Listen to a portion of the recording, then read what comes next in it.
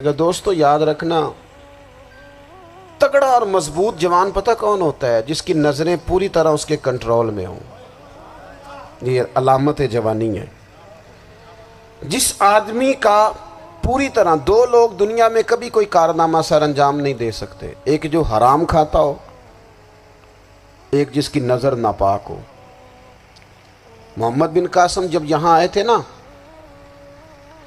تو ایک دن بڑے پریشان تھے، تو ایک بزرگ کہنے لگے آپ کیوں پریشان ہیں؟ کہنے لگے راجہ دہر سے مقابلہ ہے اور ہماری فوج تو سندھ کے رستے بھی نہیں جانتی، زبان بھی نہیں جانتی، لڑیں گے کیسے؟ دو چار دن کے بعد ان بزرگوں کی دوبارہ محمد بن قاسم سے ملاقات ہوئی تو بڑے خوش تھے۔ کہا اب آپ کیوں خوش ہیں؟ کہنے لگے وہ میرا مقابلہ نہیں کر سکتا، میں نے تحقیق کر لی ہے۔ کہا کیوں؟ کہنے لگے نظر کا گندہ ہے، اور جو نظر کے گندے ہوتے ہیں وہ میدانوں میں ٹھہرا نہیں کرتے۔ میدان کے لیے نکلنے کے لیے پاک جوانی کی ضرورت ہوتی، تطہیر مزاج ہونا ضروری ہوتا ہے، پاکیزہ افکار اور سچی اور سچی ستھری سوچوں کا ہونا ضروری ہوتا ہے۔ اس لیے فرمایا کہ میرا مقابلہ نہیں کر سکتا۔ حضرت عبداللہ ابن حذافہ کمرے میں تھے، تو وزیر کی بیٹی اندر سجی سنوری پہنچ گئی۔ جیسے ہی آپ نے اس کفر کی چال کو دیکھا تو تیمم کر کے نفل شروع کیے۔ وہ ساری رات بیٹھی رہی، رب کا بندہ ساری رات عبادت کرتا رہا۔ عبادت بڑا سہارا ہے، مصلی بڑا سہارا ہے اللہ کے بندوں۔ صبح دروازہ کھولا، وزیر نے اپنی بچی سے پوچھنا چاہتا تھا رزلٹ کیا نکلا، تو وہ کہنے لگی پیچھے ہٹ جا، اب تیرا میرا تعلق کوئی نہیں، میں نے نبی پاک کا کلمہ پڑھ لیا۔ اس نے کہا میں نے بھی زمانہ دیکھا ہے، پر یہ کیا لوگ ہیں، کستوری کے بنے ہوئے، سندل سے دھلے ہوئے، کہ میں ساری رات کمرے میں رہی اور 100 اور 1000 آدمی جس جوان کا مقابلہ نہ کر سکے، اتنا طاقتور جوان کمرے میں رہا اور اس نے نظر اٹھا کے نہ دیکھا۔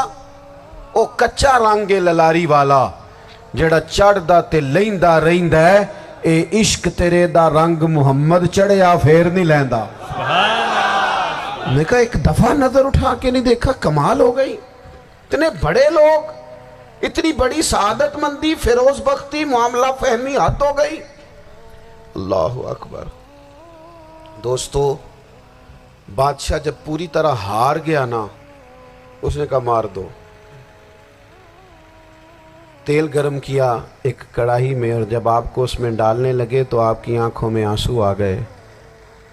بادشاہ کا خیال ہوا شاید نرم ہو گئے ہیں، کہنے لگا روئے کیوں؟ فرمانے لگے سوچتا ہوں جان ہی ایک ہے، کتنا مزہ ہے اس کی راہ میں جان دینے کا، کتنی لذت ہے اس کے نام پر مرنے میں، کتنا لطف ہے۔ جے تو چڑھیا اتے دار بھی نہیں، تے جے تو وکیا عشق بازار بھی نہیں، تے ایڈا سستا سودا پیار بھی نہیں، تے ایڈا سستا لبدا یار بھی نہیں۔ کئی جنگل گانے پیندے نہیں، کئی دوزخ لنگنے پیندے نہیں، جے وہ اس ملوں بھی مل جاوے، ایدوں سستا ہور بپار بھی نہیں۔ تے کچھ سمجھ نہ آوے لوکاں نوں وہ کادے نال شہید کرے، ڈٹھی یار دے ہاتھ تلوار بھی نہیں، پر او دا خالی جاندہ وار بھی نہیں۔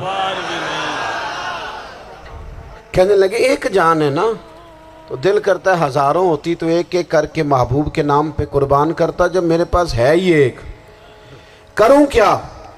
حضرت عبداللہ ابن حذافہ رضی اللہ تعالیٰ عنہ جب روئے اور بادشاہ نے یہ بات سنی، تو بادشاہ اٹھ کے کھڑا ہو گیا، سارے وزیروں مشیروں کو کہنے لگا تم نے کہا تھا نا بندہ ضائع کرنے والا نہیں، یہ بھی ضائع کرنے والا نہیں۔ کہنے لگا میرا ماتھا چومو، تم جیسے لوگوں کو قتل نہیں کرنا چاہیے، آزاد کرنا چاہیے۔ عزیز اپنی زندگی سے نا یہ بہت زیادہ ہرس، ہوس، طمع، اور یہ کسی بات کی بھی ہو، ہرس صرف پیسوں کی نہیں ہوتی ہے، شہرت کی بھی ہوتی ہے، یہ بیماری انسان کو اقتدار کی بھی ہوتی ہے، تعریف کی بھی بیماری ہوتی ہے، یہ سارے نقص ہوتے ہیں لوگوں کو، اور معاذ اللہ بعض جبوں کبوں کے اندر بھی ہوتے ہیں، وہاں بھی پنپتے ہیں۔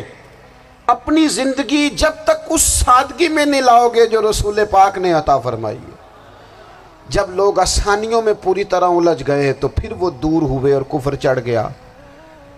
دوسری بات، اللہ کے محبوب صلی اللہ تعالی علیہ وسلم کی محبت ہم سے تقاضا کرتی ہے کہ ہم اس مشن کے لیے کام کریں جس مشن کے لیے رسول پاک نے کام فرمایا ہے۔ ہم سارے کام بڑے مضبوطی سے، سوچ سمجھ کے، تدبر سے، حکمت سے، تقاضوں کو مد نظر رکھتے ہوئے کرتے ہیں۔ سارے کام، دین کے کام میں ہمارا مزاج نہیں ہوتا۔ او ہو جائے گا جی، آپ بسم اللہ پڑھیں جی، شروع کریں جی۔ آپ تقاضوں کو سمجھیں، چیزوں کو دبائیں نہیں، چیزوں پر غور کریں۔ کسی کے ذہن کی سطح پر سوال ابھرتا ہے، اس کا تسلی بخش جواب دیں۔ اپنی زندگی میں دین کے کام کے لیے اپنے آپ کو وقف کریں، اور دین کے کام کے بہت سارے پہلو ہیں۔ ہزاروں لوگوں کو قرآن پاک ٹھیک پڑھنا نہیں آتا، ہزارہ لوگ ہیں جو قرآن مجید کے مطالب سے آگاہ نہیں ہیں، دین کی بنیادی ضروریات سے لوگ نابلد ہیں۔ میں آپ کو کس طرح یہ بات سمجھاؤں کہ ہزاروں کی تعداد میں طلاقیں اس لیے ہوتی ہیں کہ مردوں کو طلاق کے مسئلے نہیں آتے، انہیں پتہ نہیں ہے کہ مجھے حقوق زوجین کے معاملے میں کیسے چلنا۔ ڈھیر سارے گھروں میں تباہی اس لیے ہے کہ تربیت اولاد کا دینی منہج ہمیں نہیں پتا۔ اپنا حصہ ملائیں دین کے کام میں۔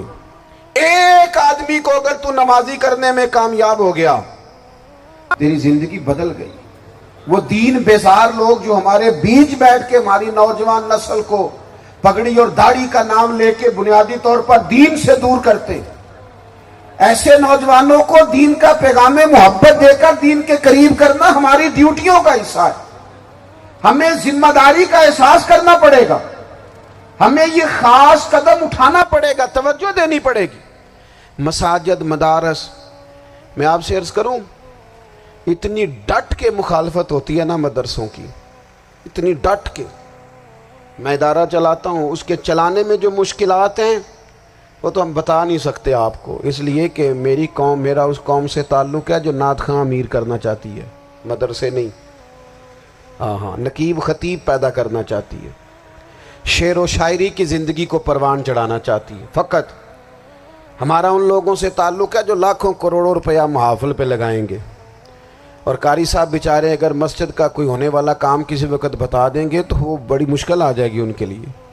یہ کیسے ہو سکتا ہے، آپ نے یہ ڈیوٹی بتا دی۔ مدارس، اور جتنا اہم رول دین کو پھیلانے میں مدارس اسلامیہ کا ہے، اتنی زبردست، لوگوں کا خیال ہوتا ہے میری طرح کے لوگ شاید کام کرتے ہیں، ڈیوٹی کرتے ہیں۔ یہ 10-15 لوگ آپ کو نظر آتے ہیں جو آپ کو کہیں میڈیا پر یا ادھر ادھر ڈیوٹی کرتے، مخلص لوگ اپنی جگہ پہ، وہ بھی بڑا ہی کام کر رہے ہیں، جو میڈیا پہ آ کے بھی اخلاص سے اور درد دل سے کو دین کی، ان کی بھی کسی بات کی حوصلہ شکنی نہیں۔ لیکن ہزارہ اساتذہ جو مدارس میں بیٹھ کے پڑھاتے ہیں، انہوں نے وہ سارے لوگ تیار، آپ سمجھ نہیں سکتے کتنا بڑا کام۔ حفظ کا استاد جو ہوتا ہے نا، اس کی ڈیوٹی 24 گھنٹے ہوتی ہے، فجر سے پہلے، اور اس نے بچوں کو اٹھانا۔ تنخواہ تو ہم انہیں دینا نہیں نہ چاہتے جی، تنخواہ نہیں دی انہوں نے، ہمیں مولوی امیر نہ ہو جانا۔ مولوی نو تے سوٹ بھی 27ویں والی رات دے ہے تاکہ کدھر سوان کے عید والے دن پا نہ لوے، چونکہ 27ویں تو بات تے درزی پھڑتا ہی کوئی نہیں، کیوں حضرت؟ ایسے ہی ہے نا، اس وقت تو نہیں نہ لیتا۔ تو ہم چاہتے ہیں مولوی ہماری مرضی کے ہماری طرح کا سوٹ نہ پہن لے۔ مدارس کی مضبوطی، آپ یہ دیکھ لیں، یہ صلاح الدین ایوبی کا تعلق بھلا کس چیز سے تھا؟